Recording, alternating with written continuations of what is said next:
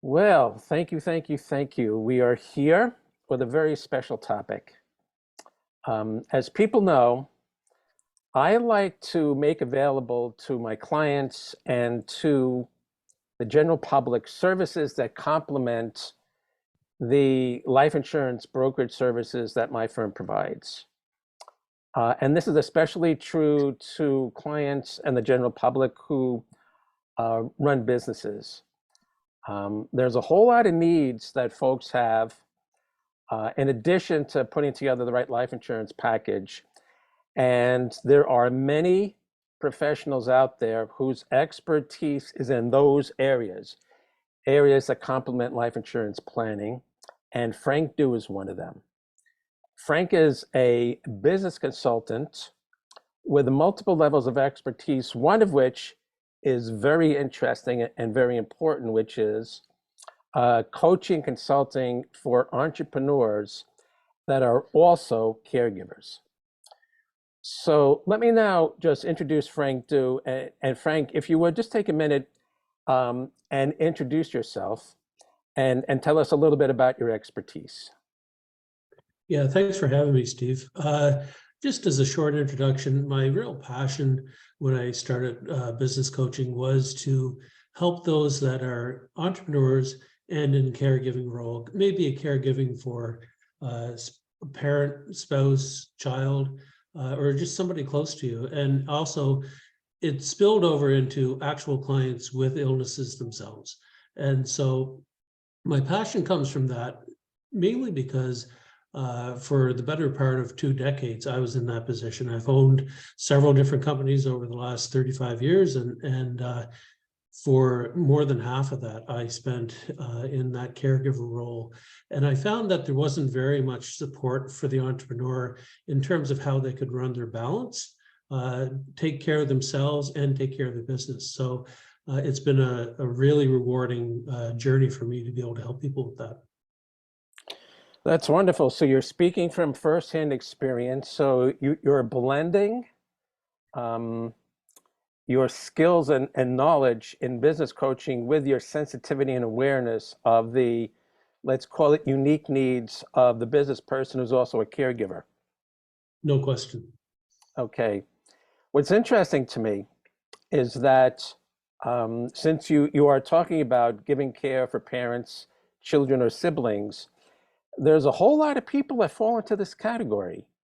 And many of them are not self-employed. Many of them work for companies. Many of them are just sole proprietors, independent consultants.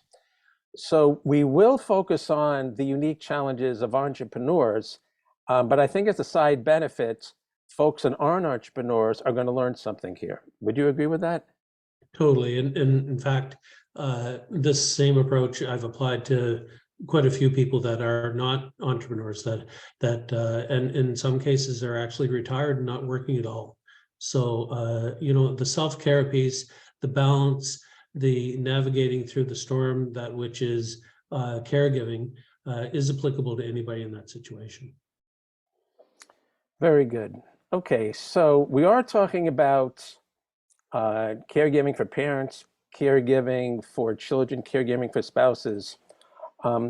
Have you found that there's a preponderance of caregiving to one of those populations, or is it spread evenly among all three? It's an interesting question. I mean, our population is aging. There's no question about that. So the caregiving to parents is quite obvious in a lot of households. That said, in some cases, it is a little bit smoother transition because they prepared for that. If we have the privilege of getting old, then it's not a big surprise when we get there. And so in a lot of cases, there's been some good planning around that. But in the cases that people become ill and really in need of a great amount of care from, let's say, their adult children, that's a situation where potentially we're not quite prepared to be able to do that. That said, there's a real range of caregiving situations that I've worked with. Right now, I'm actually working with two people that have children under the age of 15 that have different disabilities that, they're just trying to keep their head above water in that area. And then also, for myself and probably three other people that come to mind right away is in spousal situations. And also there's been a couple of sibling situations too. So it's all over the board. That said, I'd say the biggest demand that is obvious is the aging population. Got that. Yes. So we have different categories. We have care for parents, we have care for children, care for spouses, and care for yourself, because, as you mentioned, there are entrepreneurs with disabilities and illnesses. No And question. okay, so let's focus a bit on the care for parents. I think that'll help us take a deep dive and get some clarity on this particular population. And we will talk about care for the other populations in subsequent sessions. I actually can relate to that topic personally. Recently, I went through a period myself where I had 5 family elders die within 5 years, and including both my parents. And all of them were sick a number of years before they passed on. So, my personal time, energy, and emotion was consumed day after day, week after week, month after month, with sometimes 4 at one time, which was incredible. And I know that people in their 40s, 50s, 60s are going through the same thing. The aging population takes its toll on the next generation, which is us. Okay. So you mentioned that it might be a little bit easier to care for aging parents only because there's been some pre-planning in place. So I take it that you're talking about the legal slash estate slash financial planning. Is that correct? That is correct. Yeah. And when there's been appropriate financial planning, for an example, then the money potentially isn't a big problem. And then in many cases, the person that needs the caregiving can be placed in a facility that is prepared to do that. And it does take a big stress away from the caregiver, if it was your spouse or elderly parent, for example, because now they're in a place where they can have 24-hour care with trained specialists. All right, so you're identifying money as being a big key. So No question. with the proper pre-planning, money hopefully should not be an issue, and with the right plan, money becomes readily available, as opposed to having Exactly. to scramble to pay emergent bills. Okay. So I take it that if there are children, adult children running businesses that don't have a plan in place, or their parents have not put a plan in place, is that like number one on your agenda to get a plan in place? It would be, yes, because regardless of the financial constraints associated with caregiving and long-term care, without a plan, then we tend to just get caught in emergency mode all the time. And so one of the biggest components of any type of caregiving is to take care of, you've alluded to it, but it's to take care of yourself enough so that you have something to give to those that you're caregiving for. And so planning and strategy around that, and also involving your community. And the community in that sense could be your family, it could be your neighbors, it could be the friends of the people that are of those that you're caring for. That entire community, if they're part of that plan, then it's not just, doesn't just lie on one or two people. All right, so the plan seems to be a little bit sophisticated. There's legal, financial, and people parts of the plan you're describing. Exactly. What are, in terms of the legal and financial, are you talking about specific legal documents? Are you talking about specific financial products? What constitutes that part of the plan? So both actually, to begin with, the legal documents, to just, you know, what sort of healthcare directive do they have? what sort of legal document allows power of attorney to act on their behalf in different varying levels of financial matters. You know, how much care do they need if they actually got into a situation where you know, they continue life based on you know, assisted machinery to keep them going. How long do they want to stay there? Those are the decisions that need to be made before you get into that situation, and they have to be legalized. And then in addition to that, the will and estate planning associated with what's going to happen with their assets and where do they want them to go. Without proper planning and legal documentation, you're leaving it up to the government to decide. And potentially that's not the answer that you really want to have happen when that comes about. So there's that part, but then also definitely the financial products. There's a whole host of financial planning that needs to be done with anybody's finances. To begin with, you know, how will you pay for long-term care? And you know, where are the assets going to come from, and you know, what is the most, I would say, efficient way to do that. And then also, so you know, that could be a combination of insurance, as you well know, and then also, you know, for your retirement savings and your 401k, all the different savings that you've accumulated over your life. What do you want them to do, and how do you want them to help assist you to be able to go through that stage?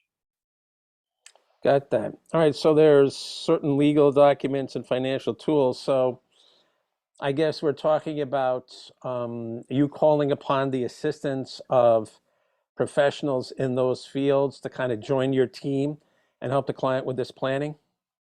No question. I, as a coach, I help people identify what's important to them. And then I love connecting them to the professionals that deal specifically in those areas. All right, besides the legal and the financial professionals, are there professionals in other fields that you think should be involved?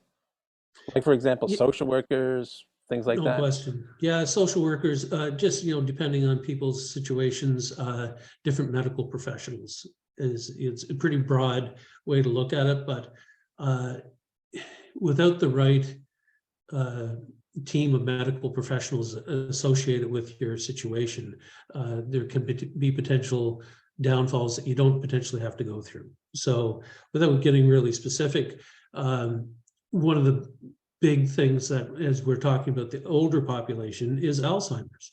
And so Alzheimer's is, you know, I don't pretend to be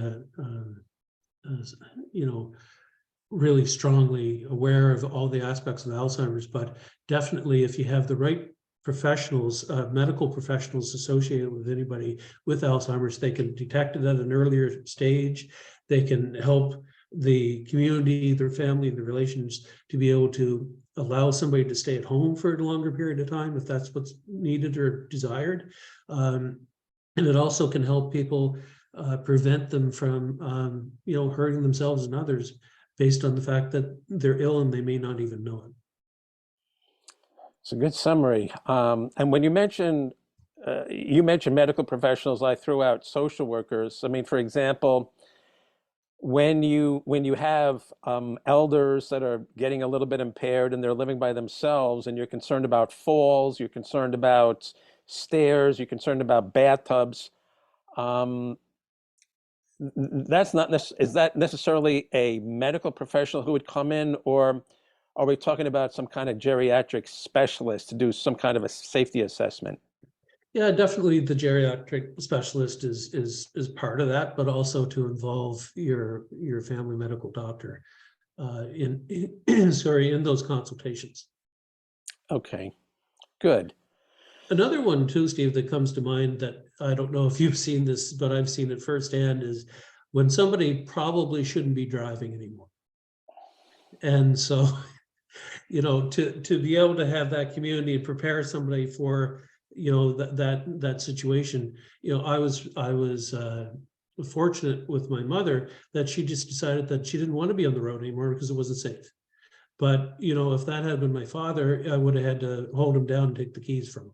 So, you know, to have a plan in place and to have the community around you to do that sort of thing is important. I get you. Interestingly, last week in a little shopping center around the corner from my apartment complex, an elderly woman put the car in drive instead of reverse, and she was backing out of a parking space, plowed into the sushi restaurant in front of her, and kept going. She never braked until she plowed into tables and people and hit the sushi bar. And that's not the first time it's happened in the complex. My mother, a blessed memory, God bless her, it was only when she hit parked cars on two occasions that I said, this is over. So I actually took the keys.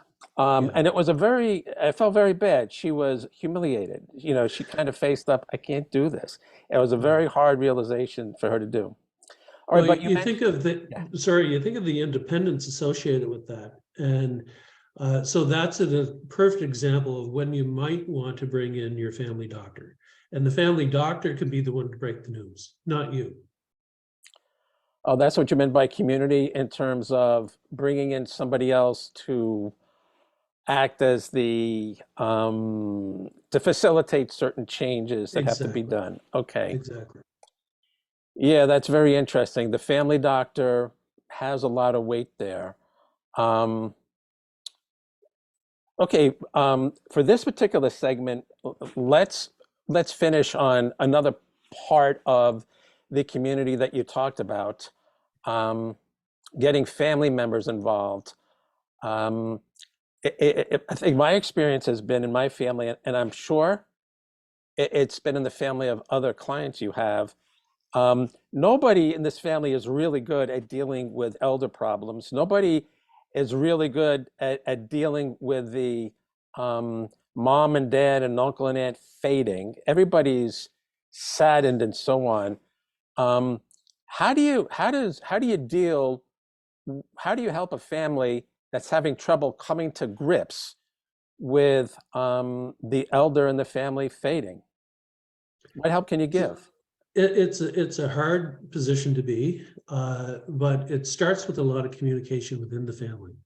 And the communication also should have the intent of uh, sharing the burden and sharing the help, and then identifying how they can delegate certain aspects of caregiving to other professionals outside the family. Because when you do that, then when you actually see those people that are starting to fail, you can be there emotionally for them. You can really take all they have to offer in life for you and for themselves, because you're not in a caregiving situation. When you're actually have to take care of all the sort of daily duties, you get worn down over a period of time. Yeah. And it's not sustainable. And then they don't actually get to interact with you on a deeper level and a level that's more meaningful. And so that's again where the planning comes from. It's really hard to pull that off just without planning through it. And it's really hard to pull it off when it's just one person trying to do it. It's all true. My family had a lot of trouble dealing with it. Um, do you find that families, brothers and sisters, adult brothers and sisters, can actually talk about this stuff, or do you find that you have to recommend they go to a family therapist, or who would it be if they need professional help? Well, usually uh, it's been all across the board for me. I've had lots of families that won't even talk to each other. I've had families that there's, you know, one or two particular siblings that take charge and do it all, sometimes just one. But person that I usually interact with on a coaching basis, I work with them to recognize that it all starts with them, and for them to reach out to other people if their siblings aren't there or willing to help, or if there's communication barrier that prevents them from really connecting with them and having them involved. And so there's lots of other people that they can involve in that process. Like who? If you're talking about people, friends or neighbors, or who is that? Yeah, friends, neighbors, friends of the elderly, and friends of yourself, and also, if there's some sort of community involvement or a church, for an example, that you might be involved with, that there's a lot of support there if you're willing to ask for it.